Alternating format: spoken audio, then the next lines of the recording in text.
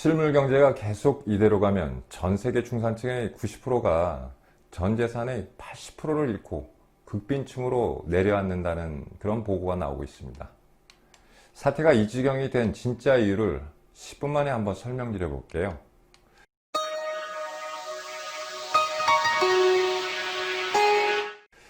요즘 실물 경제 정말 많이 어렵죠. 그런데 언론에서는 실물 경제에 대해서 잘 다루지 않습니다. 언론은 늘 그렇죠. 늘 중요한 건 슬쩍 감추고 지나갈 때가 많죠. 요즘의 상황이 IMF나 2008년 금융위기 때보다 훨씬 더 심각하다는 걸 인지하시는 분들 많지 않으신 것 같아요. 아마 지금의 한국 경제는 단군 이래 가장 많은 거품이 낀 시기가 아닐까 싶습니다. 다들 몰라서 그렇지 언제 깨질지 모르는 살얼음판을 건너고 있는 것과 같죠. 정말 무서운 건 실물 경제가 바닥을 기고 있는데 주가와 부동산은 연일 신고가 행진을 하고 있다는 거죠. 근데 이렇게 연일 신고가 행진을 하려고 하면은 돈이 어디서 유입돼야 되는데 이 돈 다 어디서 나왔을까요? 네, 그렇습니다. 아마 여러분 생각하시다시피 잘 아시는 금리가 너무 싼 그런 이유 때문이죠. 금리가 싸니 여기저기 주식시장의 개미들이 돈을 빌려서 부동산과 주식 마구 사들이고 있는 거죠. 이렇게 빌린 돈의 형태가 바로 생계형 대출이라고 하는데 큰 문제가 있습니다. 여러분, 생계형 대출을 많이 하는 나라 치고 잘 된 나라 본 적 있습니까? 없습니다. 항상 경제 붕괴의 마지막 단계에 나타나는 것이 생계형 대출이었습니다. 생계형 대출을 받은 사람들은 금리가 조금이라도 올라가면 어떻게 될까요? 네, 그냥 길가에 놔앉는 겁니다. 자, 가계부채는 그렇다 치고, 그렇다면 우리 한번 정부 부채가 어떤지 한번 확인해 볼까요? 아마 얼마 전 코로나 사태로 전 국민들한테 긴급재난지원금을 4인 가족 기준으로 100만 원씩 내준 적이 있었죠. 그리고 2차 재난지원금을 다양한 형태로 지급하였고 또 앞으로 지급할 계획이라고도 합니다. 근데 이 돈 다 어디서 나왔을까요? 그리고 요즘 경제도 안 돌아가는데 막대한 돈을 쏟아부어야 하는 기관 산업들을 무슨 돈으로 돌릴까요? 이거 다 경기가 좋아질 것이라는 전제하에 또는 다음 정부에서 알아서 하겠지라는 생각이 아니길 바라지만 또 그럴 수도 있죠. 그런 마음으로 정부가 돈을 빌리지는 않았겠지만 물론 잘 된다는 전제하에 돈을 돌리고 있는 거라고 생각합니다. 이런 것이 물론 한국 정부만 그런 것은 아닙니다. 전 세계 모든 정부는 지금 빚더미에 올라앉아 있다고 해도 됩니다. 전 세계의 모든 나라가 1년 동안 벌어들이는 돈보다 부채가 3배를 넘지 않는 나라가 거의 없을 정도입니다. 매우 기형적인 거품 구조에 올라앉아 있는 거죠. 이 상태로 얼마나 버틸까요? 전문가들은 한 3년을 얘기하고 있습니다. 물론 그 이후엔 어떤 일이 일어나도 이상하지 않다고 입을 모으고 있고요. 그럼 세계 경제의 변곡점이었던 한번 시기를 돌아보죠. 시간을 되돌려 한 2008년으로 한번 돌아가 보겠습니다. 2008년은 인류사에 있어서 정말 중요한 시기죠. 여러분들 아시는 분들도 있을 겁니다. 이때부터 양적 완화와 저금리 정책을 실시했습니다. 또 미중 간의 무역전쟁이 촉발된 해이기도 하고요. 여러분, 서브프라임 모기지 사태에 일어난 원인이 뭐라고 생각하십니까? 단순히 미국 정부의 부동산 정책의 실패? 그건 사태를 단순하게 보려고 하는 것이죠. 진실은 미국 부동산 정책의 실패와 맞물리는 시점에 중국과 일본 자본 세력이 월가를 타격했다는 것이죠. 제가 잠꼬대 같은 소리를 하는 것 같나요? 그렇게 들리는 것은 다 언론 때문에 그렇습니다.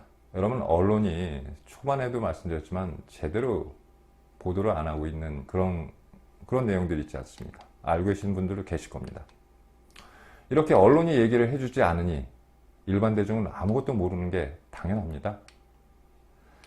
자본주의 시스템은 은행을 중심으로 돌아간다는 얘기 아마 다들 아실 겁니다. 기업 위에 군림하는 존재가 바로 금융세력이기 때문이죠. 음모론자들이 항상 얘기하는 커튼 뒤의 세력이 바로 금융세력입니다. 이 글로벌 금융세력이 중국과 일본 금융세력에게 공격을 받은 해가 바로 2008년입니다. 여러분, FED라고 다들 아실 겁니다. 우리말로, 한국말로 연방준비제도라고 하죠. FED에서 미국 달러를 발행한다는 건 다들 알고 계시죠. 이 FED의 100% 지분을 갖고 있는 것이 월가의 투자은행들입니다. 여러분, 모건 스탠리, 골드만삭스, JP모건 등등 이런 투자은행들 많이 들어보셨을 겁니다. 이런 대형 투자은행들이 달러를 한순에 쥐고 있었던 것이죠. 그런데 2008년에 뜻밖의 일이 발생합니다. 중국 공상은행을 중심으로 해서 자본들이 아시아계 세력들이 당시 4위 투자은행이던 리먼 브라더스에 돈을 넣었다 뺐다 하면서 마치 싸움을 거는 것 같은 모양의 공세를 취하는 것이죠. 처음엔 얘들이 미쳤나? 아니면 장난하나? 이런 분위기였습니다. 그런데 웬걸 공격의 규모를 점점 키워가면서 판을 흔들어 버린 겁니다. 그런데 놀랍게도 리먼 브라더스는 의외로 쉽게 무너졌죠. 얼마 버티지도 못하고 백기투항 해버린 겁니다. 현재 리먼 브라더스의 소속은 어딘 줄 아십니까? 일본 노무라 증권 밑에 들어가 있습니다. 오랜 역사를 갖고 있고 전 세계 4대 투자은행이던 리먼 브라더스. 이렇게 말도 안 되는 방식으로 한 방에 간 거죠. 그런데 얼마 안가 더 큰 문제가 벌어집니다. 이번엔 중국 공상은행이 당시 1위 투자은행이던 모건 스탠리마저 공격한 것입니다. 당시 세계 4위 정도였던 리먼 브라더스를 공격한 것이야 그럴 수 있다손 쳐도 1위 금융 세력이었던 가장 신뢰하는 또 리포터를 생산하던 모건 스탠리를 건드린 건 매우 충격적이었죠. 그런데 뜻밖에도 모건 스탠리도 오래 버티질 못합니다. 매우 격렬히 저항했지만 방어에만 급급할 뿐 이렇다 할 공격 한번 제대로 못 해본 거죠. 그리고 바로 백기투항해 버렸습니다. 현재 모건 스탠리의 최대 주주는 지분 24%를 가진 미쓰비시입니다. 그 일이 있고 나서 세계은행의 지각 변동에 큰 변화가 일어납니다. 2010년부터 현재까지 10년 넘게 전 세계 은행 자산 규모 1위는 중국 공상은행입니다. 부의 권력 이동이 일어난 거죠. 현재 중국 공상은행 등 4대 은행의 자금이 미국 월가를 들었다 놨다 하면서 막대한 영향력을 행사하고 있죠. 여러분, 미국 정치인들의 중국 정치자금 스캔들이 줄줄이 터지기 시작한 이유가 바로 이때부터입니다. 언제부터인가 우리나라 주가가 중국 주가를 또 따라가는 그런 현상이 자주 일어나고 있죠. 이거를 주식을 오래 해보신 분들은 아마 아실 거예요. 이게 뭘 의미하냐면 우리나라 금융도 중국 자본의 영향 세력에 들어갔다는 겁니다. 언제부터인가 세계 금융시장은 중국의 눈치를 보기 시작한 거죠. 그래서 앞으로 다시 미국의 금리가 오르는 것을 볼 수 있는 일이 없을 것이라고 단언하는 전문가들이 많습니다. 그것도 그냥 아마추어 경제학자들이 아니고 내노라는 세계적인 석학들이 그런 얘기를 하고 있는 겁니다.